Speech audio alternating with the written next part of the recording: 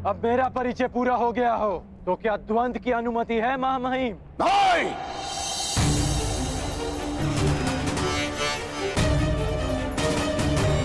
कदापि नहीं।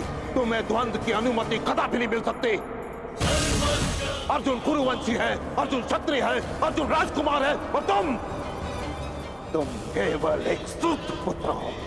सूत पुत्र।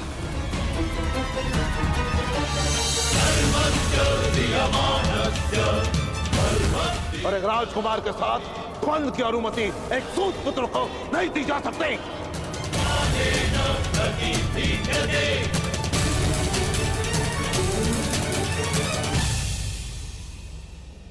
मौन क्यों हो गए सूतपुत्र?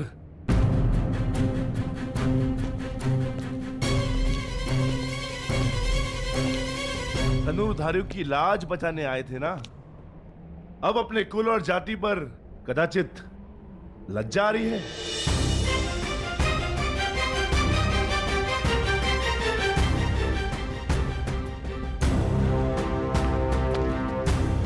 लज्जित नहीं हूं मैं वृकोदर। लज्जित नहीं हूं कि मेरा जन्म एक सूत कुल में हुआ। गर्व है मुझे कि मेरे पिता एक सारथी हैं, परंतु क्षोभ है कि युद्ध में महारथी से पहले बाणों का सामना करने वाले सारथी को यहां सम्मान का पात्र नहीं समझा जाता। अभिमान है मुझे मेरी माता के लालन पालन पर कि जिसने एक सूत को एक धनुर्धर बनने के योग्य बनाया, एक योद्धा बनाया, योद्धा बनाया, योद्धा बनाया।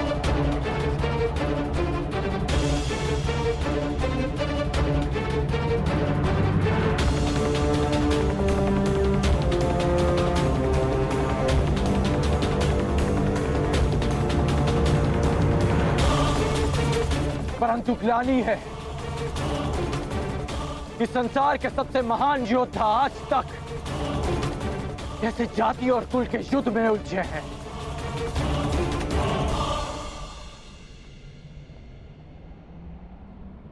हाँ, मैं सूत पुत्र हूं, सूत पुत्र हूं, सूत पुत्र हूं।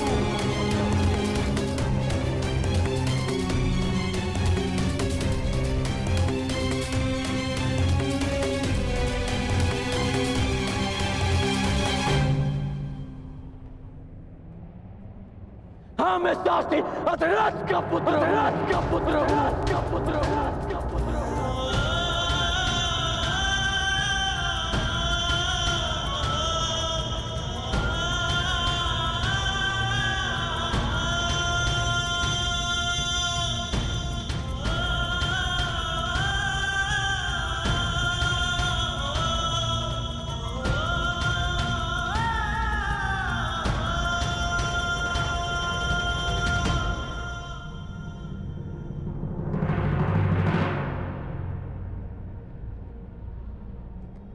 इसी कारण तुम्हें द्वंद्व की अनुमति नहीं दी जा सकती।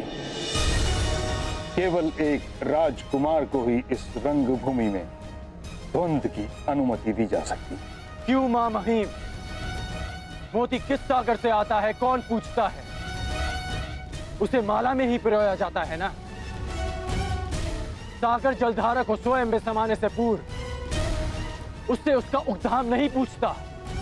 कुंभ किसी भी माटी से बना हो, उसका लक्ष्य केवल प्यास बुझाना ही होता है।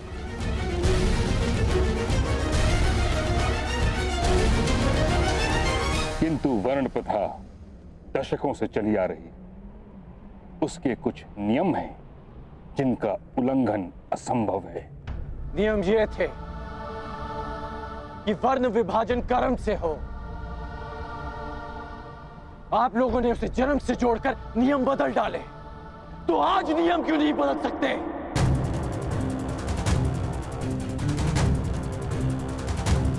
गुरु परशुराम जन्म से एक ब्राह्मण है और कर्म से एक क्षत्रिय। विश्वामित्र राजकुल में जन्म लेकर एक ब्रह्म ऋषि बन सकते हैं, तो क्या एक सूत पुत्र को अपने कर्म से द्वंद्व का अधिकार नहीं मिल सकता? क्योंकि सूत का केवल एक ही कर्म है, रथ के रास को संभालना। धनुष के प्रत्यंचा को नहीं, क्योंकि लोखंड से तलवार निर्मित हो सकती है, आभूषण नहीं।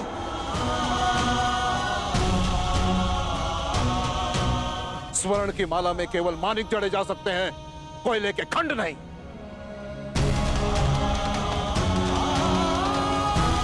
और जो हीरक खंड सम्राट के मुकुट की शोभा बढ़ाता है, वो भी कोयले की खंड से ही बनता है। अर्जुन को सर्वश्रेष्ठ सिद्ध करने के लिए कितने नियम बनाएंगे और कितने नियम तोड़ेंगे आप?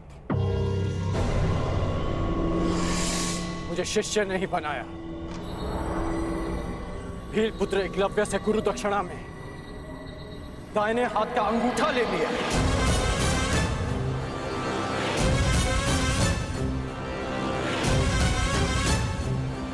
और जब लगा कि अर्जुन को ललकारने के लिए कोई नहीं, तो संसार के समस्त धनुर्धारियों को चुनौती दी। और अब मैं प्रस्तुत हूं, तो तर्क तेरे कि मैं चुनौती का पात्र ही नहीं।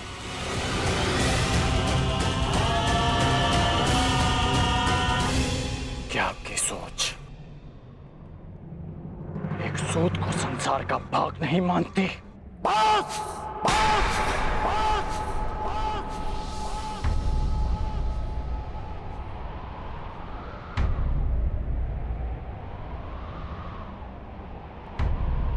बस करो कर्ण, तुम मेरे सम्मान को ललकार रहे हो। बस करो।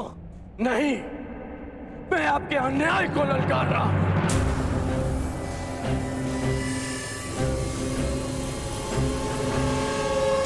ये कैसा न्याय है महामहिम? मैं इस नीति को नहीं मानता। इसका निर्णय हस्तिनापुर की प्रजा करेगी।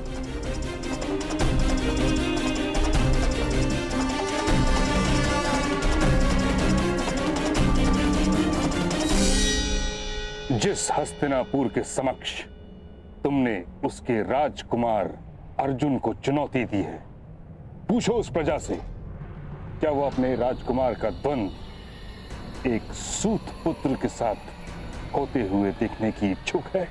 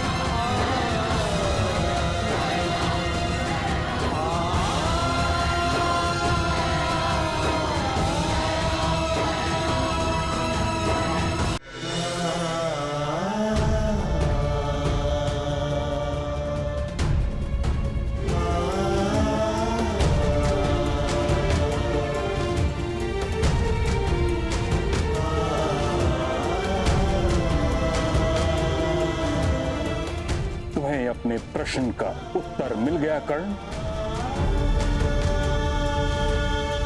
अब प्रस्थान करो। परंतु बस कर्ण,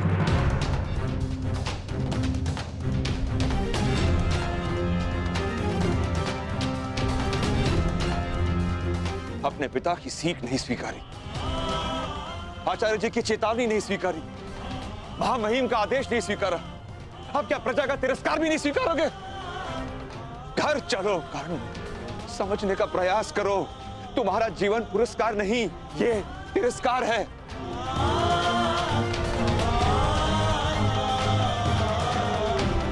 घर चलो।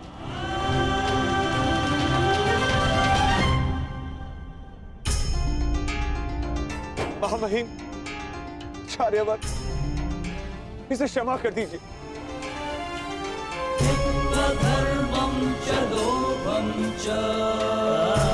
ये मूर्ख है, उदंड है, कहां कैसे व्यवहार करना है उसकी समझ नहीं है इसे। दूत पुत्र है ना, राजज्ञान की समझ नहीं है इसे। इस बुद्धिहीन दृष्टबुद्धन को क्षमा कर दीजिए, क्षमा करिए।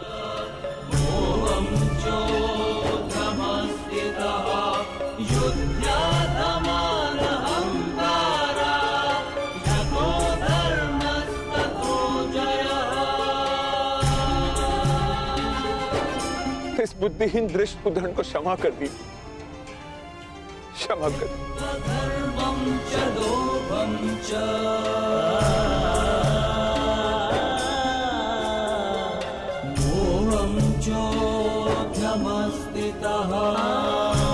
घर चलो, घर चलो।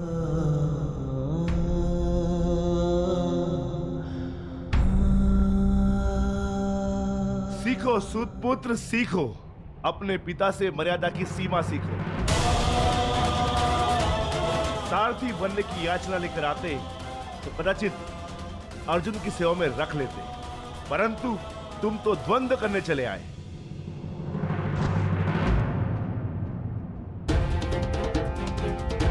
जाओ सूत पुत्र, घर जाकर अपने पिता से मर्यादा का पाठ सीखो। भीम,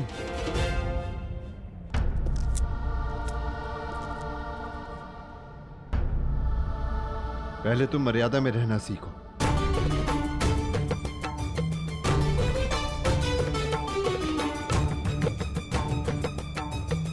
अधिरथ महोदय, मैं अपने अनुज की ओर से आपसे क्षमा चाहता हूं। घर चलो पुत्र, जहां हमारा स्थान नहीं, वहां हमारा सम्मान नहीं।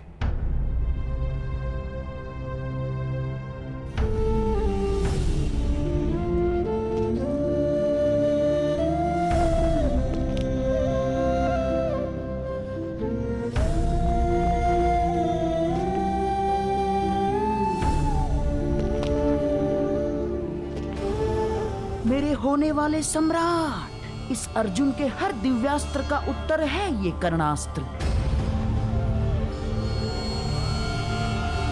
इसे अपने हाथ से ना जाने देना, ना।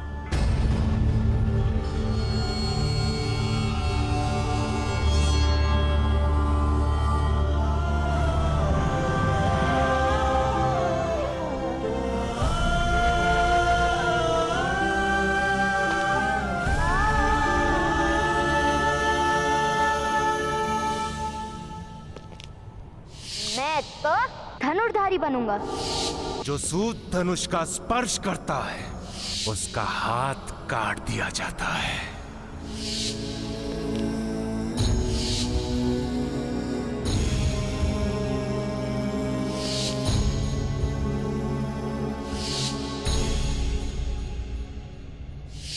तुम्हें द्वंद्व की अनुमति कदापि नहीं मिल सकती। अर्जुन कुरुवंशी है, अर्जुन क्षत्रिय है, अर्जुन राजकुमार है, और तुम केवल एक सूत पुत्र हो, सूत पुत्र।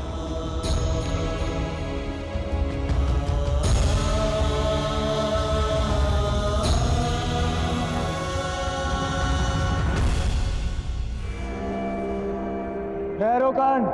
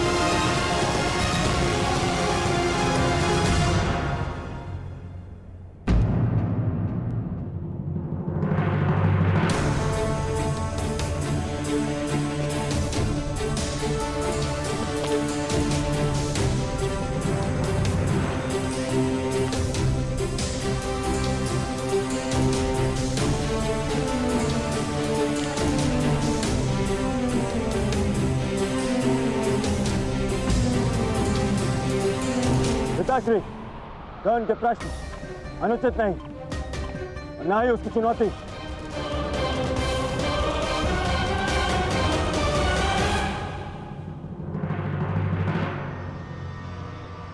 ठीक ही तो कहा कर्ण ने।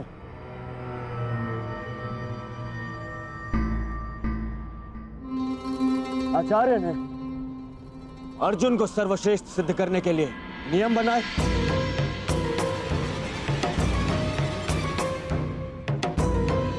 और फिर उन्हें भंग भी कर दिया। उन्होंने भरी रणभूमि में स्वयं ललकार दी, और जब कर्ण चुनौती के लिए प्रस्तुत हुआ तो उसे अयोग्य सिद्ध कर दिया। पिताश्री, यदि कर्ण इस स्पर्धा के नियमों के अंतर्गत अयोग्य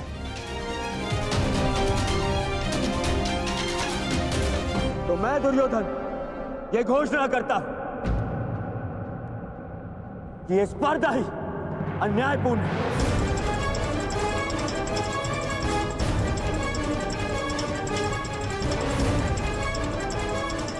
इसकी नियम नीति सम्मत नहीं। दुर्योधन! हाँ आचार्य, यदि नियम यह है कि एक राजपुत्र ही राजपुत्र का सामना कर सकता है, तो नियम यह भी है कि एक गदाधारी को एक गदाधारी का, एक खड़गधारी को एक खड़गधारी का, और एक धनुर्धारी को ही एक धनुर्धारी का सामना करना है।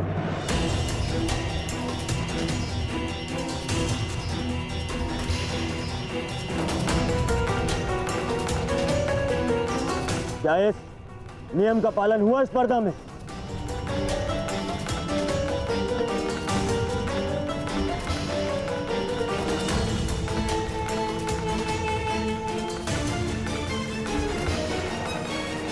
राजकुमार दुर्योधन, तुम नियमों में परिवर्तन नहीं कर सकते। एक राजा या राजकुमार का द्वंद्व केवल एक राजा या राजकुमार के संग ही हो सकता है।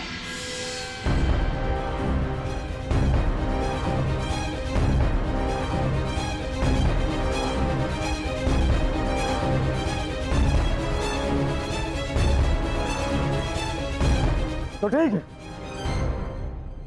अगर नियम नहीं बदले जा सकते तो मैं कर्ण का परिचय ही बदल देता हूं।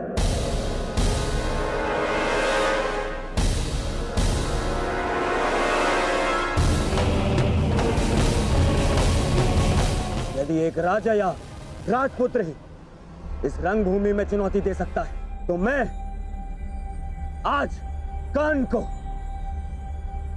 सीमांत राज्य अंग प्रदेश का राजा घोषित करता, राजा घोषित करता, राजा घोषित करता, राजा घोषित करता।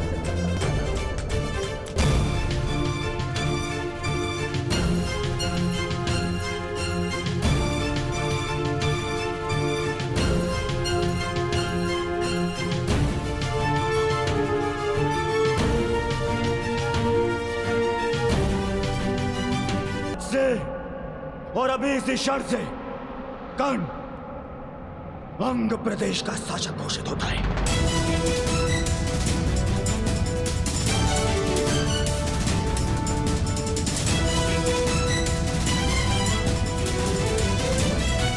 नहीं कुमार, मुझे स्वीकार नहीं। मैं यहां दान लेने नहीं, अपनी जाति और कुल के लिए सम्मान लेने आया हूं।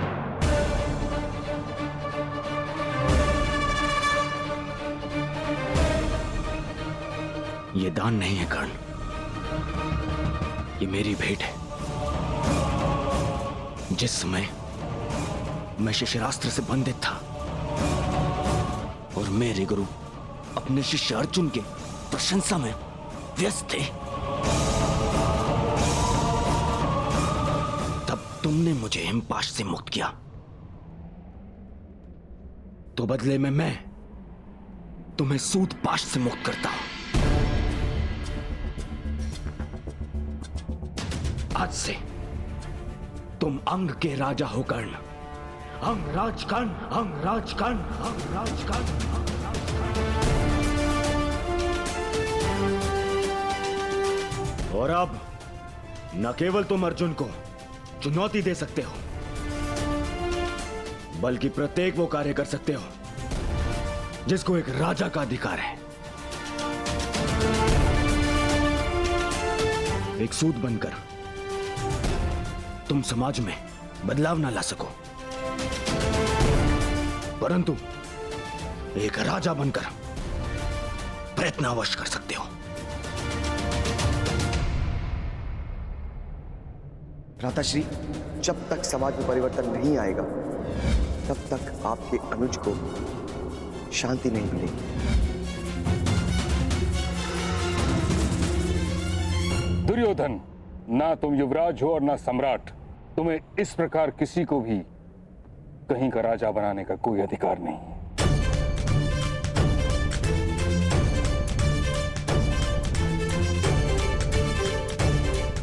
कर्ण को इस भांति राजा बनाना नीति संगत नहीं।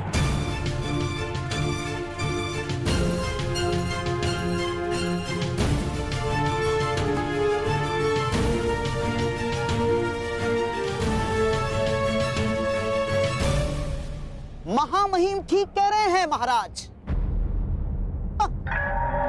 किंतु राजकुमार दुर्योधन हस्तिनापुर के महाराजा के सुपुत्र है। उन्होंने वचन दिया और वो मिथ्या सिद्ध हुआ तो हस्तिनापुर का अपमान हो जाएगा महाराज। क्या आप अपने पुत्र के वचन की लाज नहीं रखेंगे? आपको राजकुमार दुर्योधन को यह अधिकार देना ही होगा महाराज, ताकि कोई पांडु पुत्र युवराज ना बन सके।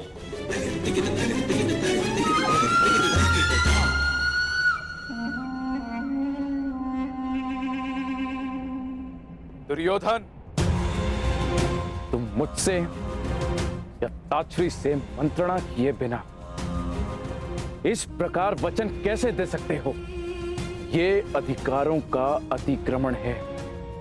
परंतु अब ये हस्तिनापुर के सम्मान का प्रश्न है। एक राजकुमार का वचन मिथ्य नहीं हो सकता। इसीलिए मैं कर्ण को अंग देश का राजा स्वीकार करता।